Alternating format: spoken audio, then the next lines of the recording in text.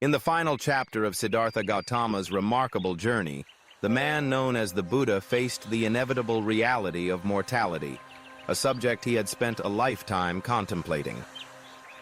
After more than 4 decades of teaching, traveling across northern India, and inspiring countless followers, the Buddha's last days unfolded quietly in the region of Kushinagar.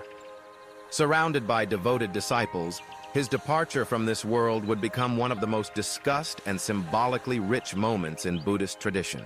As the Buddha approached his 80th year, signs of age and illness became more frequent. Despite his physical decline, he continued to teach, emphasizing the impermanence of all things, including his own body.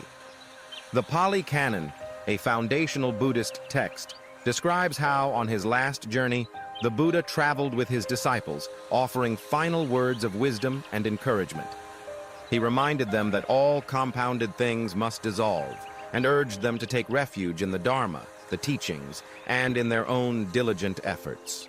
The circumstances surrounding the Buddha's death are shrouded in both reverence and mystery.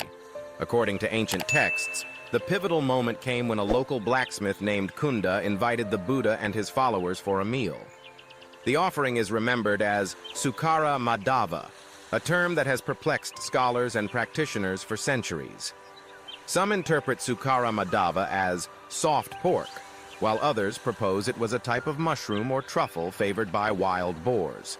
Regardless of the exact translation, the meal would become infamous as the Buddha's last.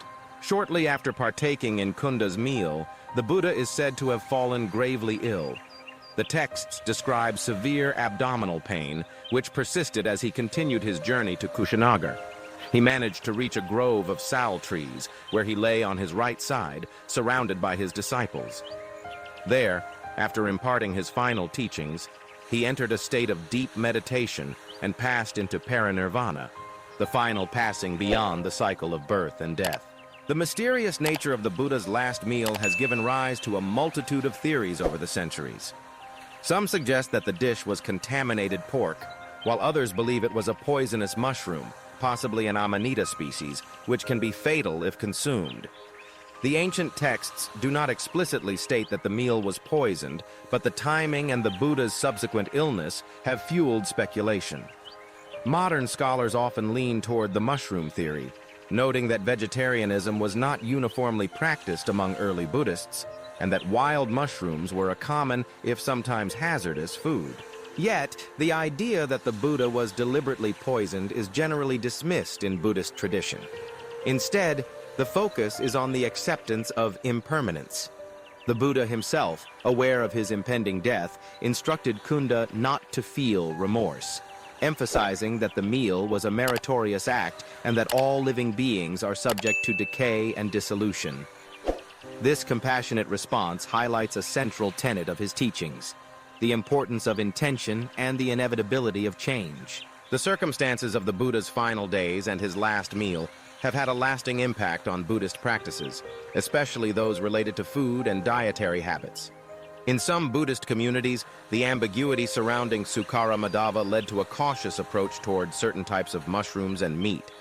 Over time, many Buddhist traditions adopted vegetarianism, inspired in part by the desire to avoid harm and the symbolic weight of the Buddha's final meal. More broadly, the story of the Buddha's last days serves as a powerful reminder of the central teachings of impermanence, compassion, and mindfulness. By facing death with equanimity and using his final moments to teach, the Buddha left a profound legacy that continues to inspire millions. His passing was not an end, but a transition, one that echoes through centuries of Buddhist thought and practice, inviting each generation to ponder the mysteries of life, death, and awakening.